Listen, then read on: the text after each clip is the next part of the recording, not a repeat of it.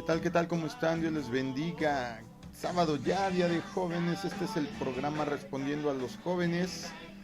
Hemos abordado un formato un poquito distinto de un tiempo para acá, en donde además de responder preguntas, estamos como que dando una temática un poco más abierta para que puedan al mismo tiempo esta enseñanza dar respuestas a varias personas con preguntas no solo similares, sino que tienen que ver.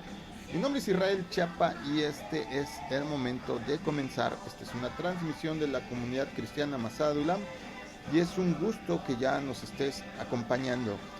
Y a todos ustedes que me han preguntado que qué hay con respecto a levantarse temprano, cuál es el misterio, por qué Jesús lo hacía, etcétera, etcétera, etcétera, tienen la respuesta hoy en este programa que se llama Lo que dicen las mañanas sobre nosotros. Así es que prepárate.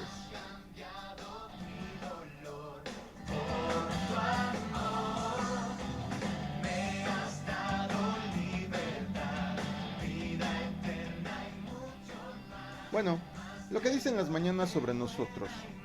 ¿Dónde está Jesús? Él se había ido y Pedro parecía estar al borde del pánico. Aunque no lo creas, esto pasó.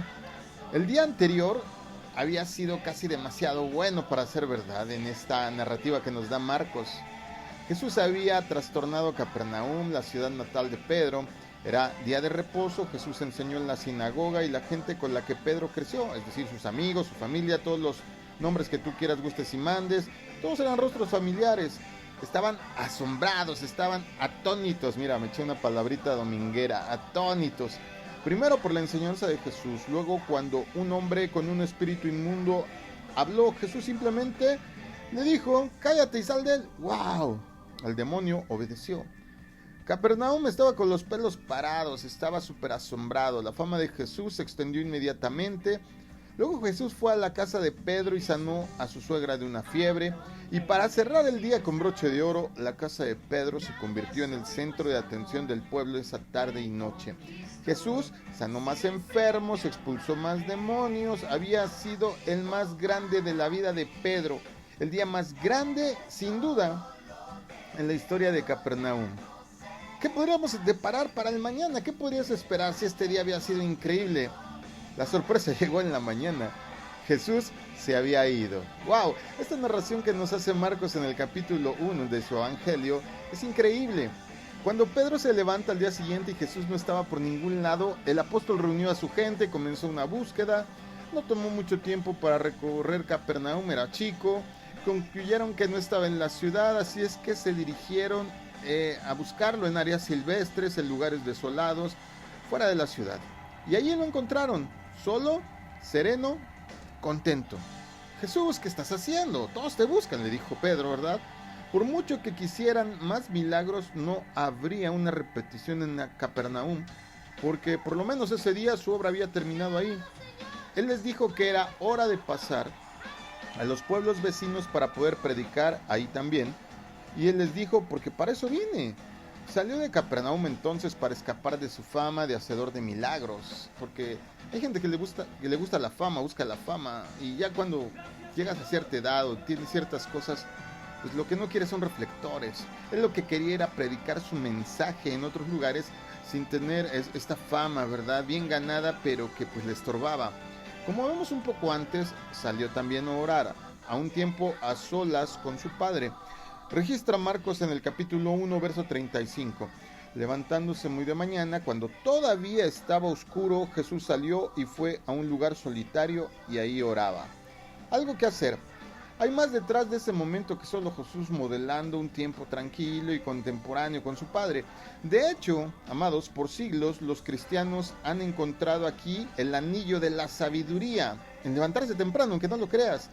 Incluso si las lecciones precisas pueden ser difíciles de articular, cuando tú buscas de Dios temprano, ocurre algo. Jesús eligió levantarse cuando todavía estaba oscuro. Abrazó la madrugada en lugar de optar por maximizar el sueño aún después de un día que seguramente fue largo y agotador, como nos lo narra Marcos. ¿Podríamos tener algo que aprender de él sobre esta oportunidad de madrugar? Definitivo que sí. Jesús no es el primero madrugador, como te decía, registrado en la Biblia. Cuando comenzamos a buscar encontramos un legado sorprendentemente largo de personas, hombres y mujeres que se han levantado temprano con un fin y un propósito. Después de todo, han sido los días de levantarse temprano los que con frecuencia han pasado a la historia. El tipo de días que vale la pena registrar.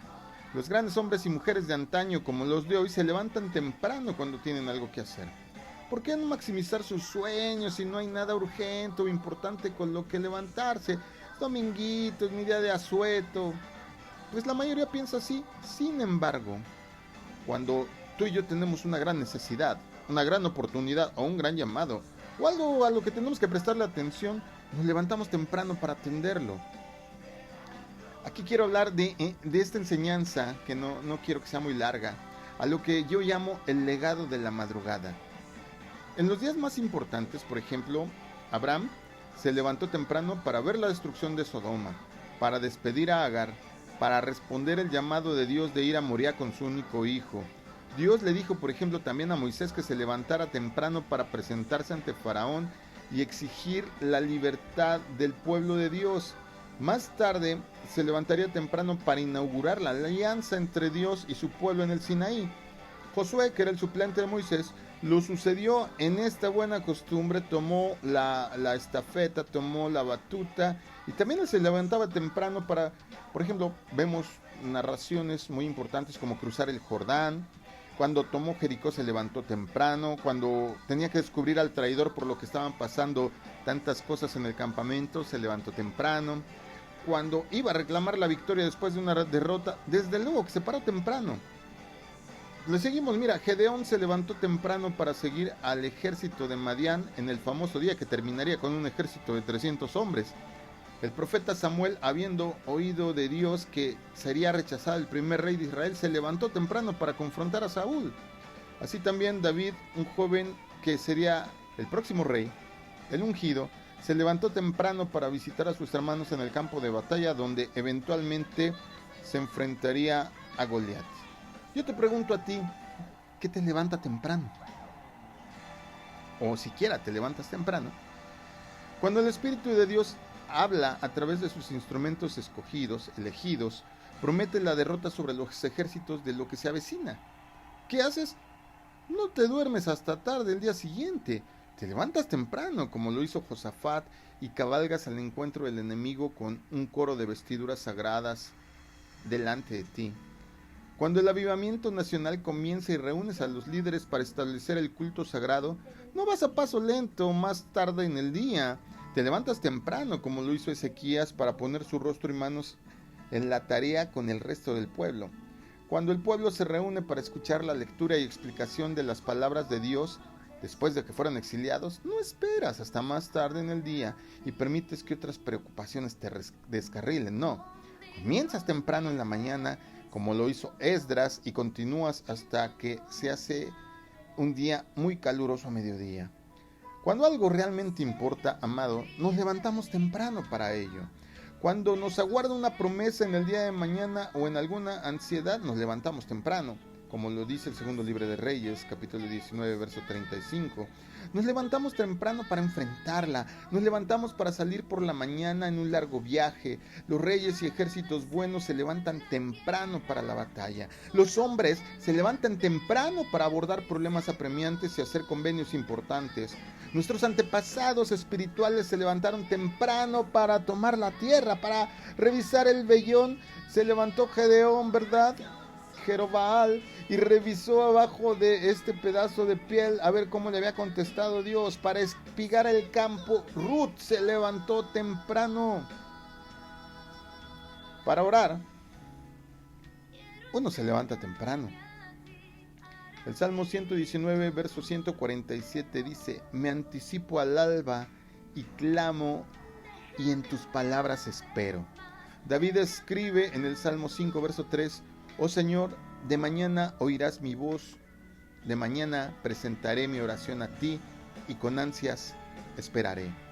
Aún en el dolor y la depresión, en el Salmo 88, Gemán, el esraicita, no está demasiado abatido para pararse temprano de la cama. Él dice en el Salmo 88, verso 13, pero yo, A ti pido auxilio, Señor, y mi oración llega a ti por las mañanas.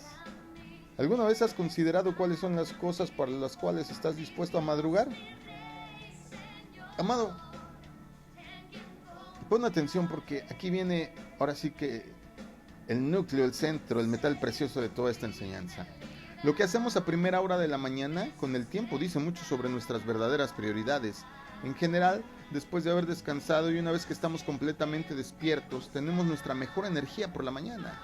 ¿A quién le daremos las primicias del tiempo y la atención de cada día? Con el tiempo, aprendemos a dar nuestra mejor energía a lo que más importa. Lo que no podemos lograr con un enfoque y energía comprometida, aquella que no podemos darnos el lujo de que el torrente de todo lo que ocurre en el día echen a perder un lado y se nos olvide, tendríamos entonces que priorizar esas horas tempranas, frescas, lúcidas de la mañana. Es trágico despertar y correr tras el pecado y la idolatría como muchos hacen. Es inapropiado e irritante para los vecinos ser ruidoso temprano en la mañana, lo cual para propósitos cristianos puede hacer que las madrugadas sean tan valiosas. Es decir, yo aprecio la quietud, la tranquilidad de las madrugadas. Es el momento del día donde hay menos distracciones. ¡Wow! ¡Qué momento! ¡Qué momento! Con la boca del mundo cerrada para escuchar, abro mis orejotas para priorizar la voz de Dios y responderle como lo hizo Jesús en una oración matutina. ¡Qué preciosos momentos! Antes de que el mundo despierte para recoger la porción del día de la palabra de Dios como el maná esperaba a los israelitas cuando se despertaban cada mañana en el desierto.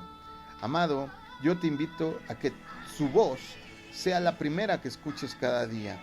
Debemos de saber que sin importar lo temprano que nos levantemos, tendremos su oído en la oración. En el capítulo final del Evangelio de Marcos, comienza con otro acto de levantarse temprano, pero es uno que por lo regular no nos paramos a reflexionar, y a mí me sorprende. Dice Marcos 16, versos de 2 al 4. Muy de mañana, el primer día de la semana, llegaron al sepulcro.